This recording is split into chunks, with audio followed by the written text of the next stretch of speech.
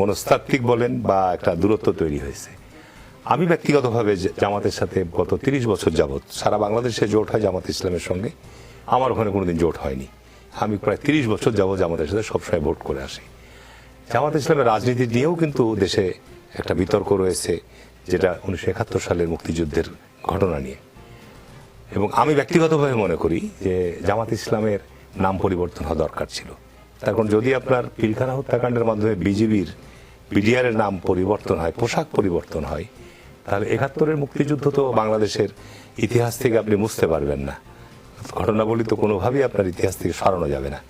সেই ক্ষেত্রে জামাত ইসলাম বাংলাদেশ যতদিন থাকবে, জামাত ইসলাম নামে রাজনৈতিক দল যতদিন থাকবে, এটা বিভাজন নয়, এটা নিয়ে তর্ক বিতর্ক থাকবেই।